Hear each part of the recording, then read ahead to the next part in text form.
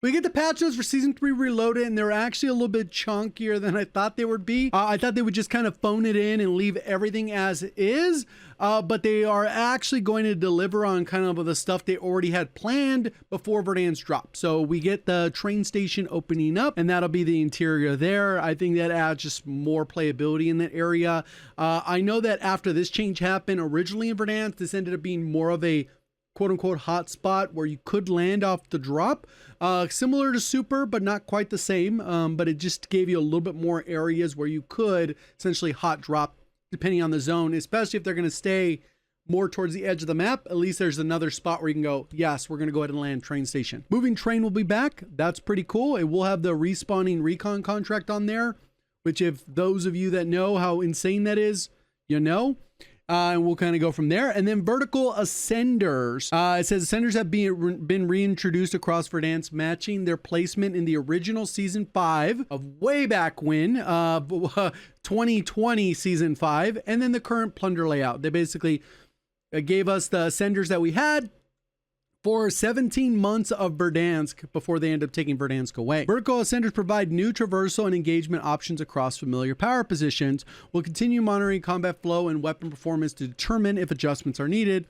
Whether it means removing unnecessary ascenders or adding them to areas, they'll go ahead and tune. I would imagine they're not going to need to change any because, again, we had them for 17 months already on Verdansk and they played generally better. And I wish they could put a little thing in there to like give people more confidence that like this isn't like a slippery slope issue where, oh, they add vertical ascenders, now they're going to add balloons and drones where you're going to just be able to glide and fly around the map. Those are completely separate things. So I wish they would like double down and clarify that. New modes, there's going to be high trip resurgence, LTM, and the massive resurgence, which seems like an interesting mode. 120 players respawns. You're going to get an insane amount of kills on that. And then the end games will probably feel really, really sweaty. There's the playlist. We're going to get ranked trios, solos, duos, quads. So we're removing trios. It doesn't, battle royale quads will still be casual. And there's no trios. So Resurgence will have them all, but there's no regular trios. I think that's an unfortunate thing to do. I get ranked wants to eat up some of the trios player base, but battle royale should always have trios. That's my favorite version of battle royale. I'm not really a big fan of solos. I think duos is the absolute worst. Trios is probably the best, and quads is like second best in my opinion and my preference, but that is what it is. And then plunder there. So ranked play, 150 players. If you're into ranked play, you're going to be able to grind that out. Everyone's going to start off at bronze. You'll work your way up, and then you'll kind of go from there, and we'll see kind of what ends up happening and how the mode plays out. There's going to be a bunch of restrictions like you would expect. I'm not going to spend too much time on ranked because it's a small subset of a subset of a subset of players that play that. For just some of the rewards, maybe you go for the 100 eliminations just to get a camo, and then you never touch the mode. And that's fine, right? It's not for everyone. If you're a particularly sweaty player, I'll leave this link in the description if you want to go ahead and read through it yourself and find out all the nuance of it.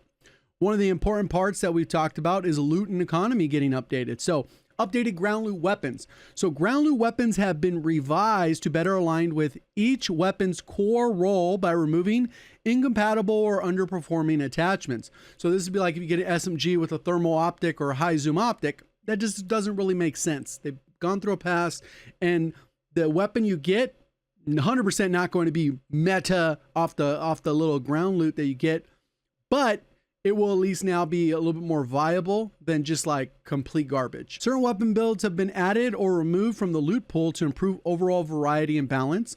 Slight adjustments have been made to weapon class distribution, including reduction in frequency of snipers and pistols found in ground loot. They'll still have some shotguns, which are fine. They're not particularly good, but if somebody has 2 plates, you can definitely get a kill pretty regularly. And then high value loot zones. This will be another one that's kind of interesting. Each season, 3 POIs across Verdansk will be redesigned as high value loot zones, offering increased loot density. For Season 3 Reloaded, the active high value loot zones will be train station, superstore, and military. So those will all be hot drop, prime locations for early hot drops. High value loot zones are now marked by the distinct color on the POI name during infill, so it'll just have a different color on the name of it when you're floating in. Cool. And the cooldowns for ammo restock, depots, and plunder have also been increased from 5 seconds to 20 seconds. All right, I don't know much about using those in plunder. Movement. So movement speed while plating. Movement speed while inserting the plates has been standardized. Whether using a normal animation or a one-handed animation with quick fix, your movement speed will now align with the weapon you had equipped when you began plating. So before it used to have a different one. So it'll just align with, if you have an SMG, you're going to plate, like your movement while plating will be faster. Not the actual plate animation, the amount you're moving. At least that's how it reads. So drill charges look like they got a little bit of a buff because they were underperforming. C4, the middle of the inner explosion. Okay, slight increase to the speed at which you can detonate device after throwing it. This was like a huge turnoff for a lot of people, that you could throw it, you have to wait 1, 2, 3. Okay, now I can make it explode. And this will be able to hopefully improve that. Because that's one of the core elements that we had back in Warzone 1 that made C4 so good, was prior to that delay. Spring mine. So inner damage, it got nerfed a little bit. Crouching reduced mine damage, and going prone reduces by 75%. Going prone should reduce this damage by 100%. It's the way it was back in the day. That's the way it was for the vast majority of Call of Duty titles. For whatever reason, when MW2 switched it up, I believe it was MW2, they try to reinvent the wheel, and then now you take damage from going prone under a spring mine or a bouncing Betty or whatever, you know, the equivalent is. Blast trap. Increase the detonation delay from 0.75 seconds to 1 second. I wonder if you run past one and you could dive away, because now, like 0.75, they were going off way too fast. And those will probably get nerfed again. Tactical. Speed increased, reduced from 15 to 8%. So they nerfed the stim shot just a little bit. They want it to be primarily used for health regeneration, not for mobility. And then no longer deals tick damage. Gas. Okay, following gas adjustment, introduced the start of Black Ops 6, we found the combination or debuff area coverage, the damage to underwhelming by removing its damage entirely. We're shifting tacticals towards a clear identity, no damage or low damage utility. Okay, contracts. So we're going to get big game bounty back. That one's an interesting one. The high performing squad for greater rewards. When we tested this back in the day, I don't think their algorithm 100% pulled to whoever had the most kills in the lobby. So we'll see kind of if they've adjusted that. Supply run contract squad mates who are dead at the time the supply run is completed will now also receive the fire sale reward. That's pretty cool.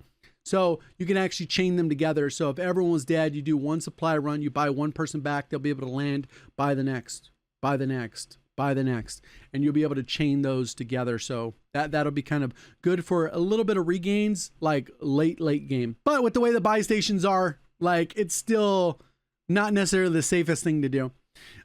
Kill streak, sentry, effective range increase. So they buffed them. We're reintroducing the sentry gun to Warzone. We aim to ensure, I don't like, no, it just doesn't belong in Warzone, in my opinion.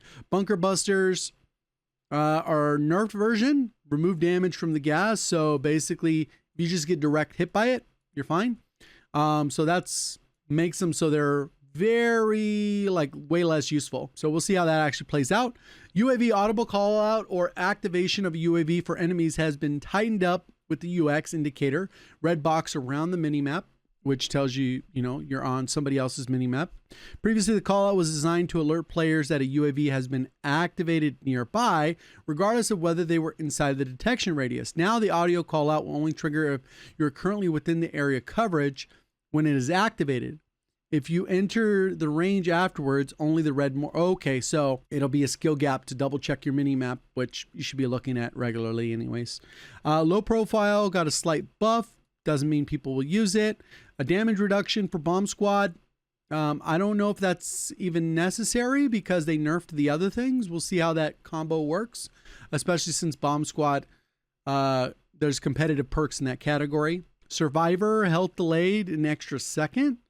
Survivor continues to be highly selected. Yes, because you refuse to buff Mountaineer or fix Scavenger so that it doesn't have a weird display. This is where we were talking about before. They have a habit of just nerfing stuff when buffing other things would suffice, because now everyone is using Survivor. A lot of people, I won't say everyone, but a lot of people. So now everyone's just made to feel worse in the game.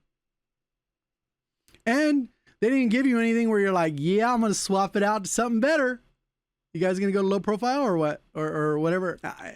I don't like that philosophy of the balancing part of it. It's just now you've made most people, they say it continues to be highly selected, and now everyone got nerfed by a second. Yes. Woohoo, 33% worse. Okay, reactive armor regeneration speed increased by 50%. That's a buff, but still, I don't think a lot of people will end up using this. It needs a little bit of a rework to be like amazing. Tracker, outlines have been refined to thinner lines to improve visibility or visual clarity. Tracker is countered by cold-blooded perk. That's just a reminder. So we get the Ladra and the conversion kit on the Goblin, and then a bunch of weapon balancing. So headshot multiplier, I don't believe this will fix the problem because I think even the chest TTK on the AK is still pretty good. It says lower torso 0.9. Maybe it's one shot more. I don't think this is a good way to balance it. I think it should just been the closest range, done less damage, and then that would have solved it. They nerfed the ADS speed, the sprint to fire speed. So they essentially, I think it'll still kill pretty quick. We'll end up having to see what the actual numbers are. AMAX reduced, reload speed increased by 15% to align with other. Okay, so that's cool. It's faster. Flip mag adjusted from 25 to 30 rounds. If you're going to play solo, maybe you're going to rock a 30 round. Reload speed increased to make it faster from the kilo. The bow gets a damage adjustment so that it's stronger at range. The bow gets buffed for up close, but not at range. So visual recoil reduced. Okay. Holger gets buffed kind of across the board. Bullet velocity gets in line with the other BO6 weapons. Let's see if they did anything else. Headshot multiplier decreased, so it got nerfed. So these damages won't feel like that good. I know that's 4 points or whatever, but they also changed the multiplier. So this one's good though. That one, it definitely needed that. 40 round mag up to a 50. That'll be helpful, especially for the long range, but I still don't see this getting picked up. MW2 M4, slight buff. They lowered the damage multiplier. Visual recoil reduced. That's a W. And then, so I wonder if, like, these probably won't be meta, but maybe they'll be worth experimenting with, and then they'll be very close to like a conversation about the meta, but it still has a bunch of attachment issues with MW2 and MW3 guns. They're not really benefiting nearly as much as they should. The TAC 56. Ooh. This one could actually be a pretty good one because it didn't have any recoil hardly. Visual recoil will be reduced further. It didn't change the multipliers. So these are actually like improvements across the board for damage while also increasing the range. So maybe mix it up. I'd have to see the exact numbers though. C9 gets a little bit of a buff on its new mag. That makes it the MP5 30 round, 10 millimeter round, whatever. SOG, drop time improved from 0.5 to 0.3. Takes the weapon go off screen. That's when the weapon drops. So they sped that up. So your weapon swapping a little bit faster. Wonder if that was an outline. This has been fixed to align with other SMGs, so it was already kind of too slow. I wonder if maybe that's one of the reasons why people weren't leaning towards a SOG, that 0.2 seconds.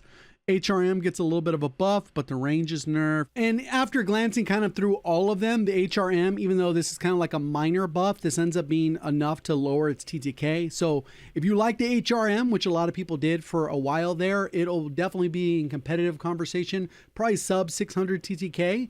But we'll kind of see where the AK falls in line because of the range where it goes up to like 40 meters. It doesn't really matter that this is going to kill faster within 10 or 11 meters, maybe 14, 15 if you put on a barrel and suppressor or whatever. If the AK is going up to 40 meters, it's still killing faster at every other range. So we'll see kind of how that balances out. WSP doing a lot more damage, but they nerfed all the other stuff. They slowed down the sprint to fire. It has an open bolt delay, I believe, as well.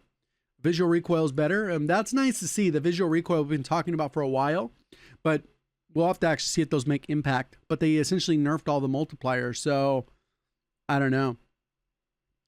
There's a bunch of guns that I don't think will get touched. Maybe we'll be surprised. But if it's not a BO6 gun, it's generally not going to be competitive.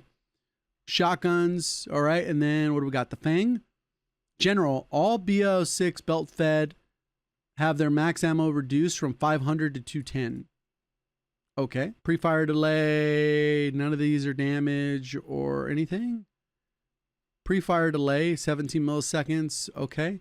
These are like the open bolt delay style things. Pre-fire delay. And then we got the Pullum Yacht. A little bit of damage increase, but they nerf. Oh, no, they buffed it too. And then they lowered this. So it's a little bit of a rework of the weapon, but that's a lot more damage up close. Up to 43 meters. If you put a barrel on there, you could probably push that out. Then they added a new damage drop off. So it's actually gets pushed out stronger than it was before. Attack Eradicator. These are a bunch of other changes. We'll have to see once we plug it in. All non-bolt action marksman rifles, MW2s, will now use AR ammo instead. Ooh, that's kind of cool.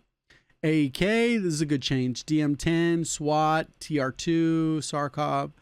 HDR, aim down speed slowed. That it definitely needed that. So that's about as far as you need to take the nerf on the HDR. Now you kind of probably have to hard scope something rather than like quick scope it. Imperium also gets a slight buff, but I don't think this is necessarily a meaningful buff unless you were already leaning towards the Imperium, because it does have a slightly faster aim down sight. Maybe you'd go with that route. But unless this is making it one shot, it's still not going to solve some of the other issues with the gun that make the HDR so much better. So it's good that they went in line to buff some of this stuff, but they need to go out of their way to buff multiple things on multiple snipers. So that's a little bit more viable. Buff a bunch of the long range options for rifles so that you guys can compete against each other and feel like, today I want to use a sniper. This should be fun. Today I want to use a rifle. This should also be fun. Yes, they can be annoying to die to, but yes, they can both also be fun, which is generally what I think most people lean towards. Default loadout adjustments. So this is one that I'm glad they're leaning into, because there's so many people like, oh man, I don't have time. I don't have time to make the game my job. I don't want to do all the leveling and whatever. Now they've actually given you some more options to get the AMAX in there with the sniper, HDR, the GS45. This one's a little bit weird. Why would you do 5 attachment HDR and not go overkill? I guess you get battle ready. Either way, it's cool that they're at least addressing this issue so that your friend could load in with the Kilo and then they get the Grakova, which is pretty decent. Operators. Favoriting operators will be a thing. Operator random selection and random skin selection. Cool. If you buy skins, I'm sure you enjoy that part. Loadout marker icon. Blue loadout icon will now appear in the squad widget when your team has enough cash to purchase a loadout. Math is hard. 10K is a struggle to understand, I guess. Damage closes buy station menu setting. Quality of life. Players can now toggle whether the buy station menu actually closes upon taking damage.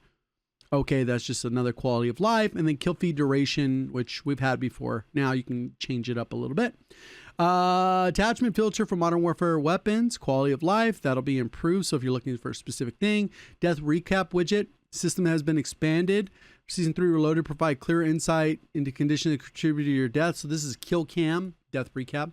Affected by heartbeat sensor, body shield and teammate, affected by resurgence mark, affected by prox alarm, affected by most wanted target. They're really trying to clear up the amount of people that are reporting for not knowing how the game works. Nearby grenade notification. Grenade warning now fades slightly when your player is no longer in direct line. Damage overlay opacity. The full screen red overlay triggered by armor damage had its opacity reduced. Good. Now they need to do the audio, please. Creating less visual intense experience when under fire. W. Double kill streak overwrite notification. Quality of life when 2 enemy kill streaks are activated within 3 seconds of each other. The second notification will now interrupt to replace the first. Ensures both are delivered promptly and players can react appropriately. Death goal improvement. Probably with distance. All right, cool. New vehicle, whatever, motorcycle. New. Heli, they adjusted it. Now it can get 1 hit by C4s and launchers. Trap 1 hit, thermite 10 ticks. Heli passenger view angles have been adjusted. Audio. Revised to rebalance the volume of vehicle sound, suspension, chassis, tire, impact, hit markers, horn sounds. Challenges removed. Unavailable daily challenges. Sticker challenges. Okay. Added Jack Devastator to the armory. Yeah. And then sticker challenges, whatever. Bug fixes. Okay. Fix an issue where scavenger bags could be picked up by a player that was not intended recipient. Fix an issue where scavenger did not grant the correct amount of maximum ammo. This is one we talked about. I'm glad that got fixed. Fix an issue where Ghost was applying default values instead of the intended configuration. I'm not sure exactly what that means. Fix an issue where Ghost Perk's grace period was not correctly set to 3. So this is the one that was probably causing people are like, well, I'm running Ghost. How do they know where I'm at? And I know they're not running Bird's Eye. That's probably hopefully fixes that. I know there was an issue with private matches as well. Fix an issue where required movement for Ghost activation was not correctly set to 35, equivalent to crawling or faster. So yeah, it wasn't even proccing properly. Fix an issue while using the bomb squad where all explosives were incorrectly capped at 150 damage. Explosives can now deal 300 damage as originally intended. Yeah, bomb squad's going to be useless. Fix a headshot kill indicator sounding higher pitch than expected on a classic hit marker. And then fix hit marker, classic hit marker being quieter than intended. Thermite tick raid. Fix gulag notification. Fix MX Guardian. Unintended burst of velocity. Okay, so this is one that a lot of people were concerned with because there was a clip going around of somebody jumping back and forth in Plunder from the Ascenders. So fix an issue causing unintended burst of velocity when exiting an Ascender. They would just like fly around. Clearly unintended. They were able to fix that. Fix an issue where jumping onto a ladder could trigger unintended burst of velocity. That's another one. Fix an issue where opening the scoreboard during exfil could result in the loss of user interface. Fix an issue where scavenger perk would incorrectly grant more than the maximum reserve ammo. Yeah, so that was another bug that was messing up with the visuals. Fix an issue, gas visual could appear in Plunder before the chokehold public event. Weapon loot cards sometimes appeared off center. Fix where outline legendary supply crates would disappear after using supply UAV. Where ping squad mate could not appear after closing the buy station UI. Fix the issue where players could be stuck on the black screen if they were in winner's circle. Trophy system was missing its idle sound effect. A little hum or whatever it does. Target dummies in the firing range could become stuck after being killed. Where the speed boost from Resolute perk was not properly removed. And issue where cause gas mask icon in the squad widget to disappear when picking up a replacement. All right. So looking forward to it. Like we did not get the weapon balancing I was hoping for.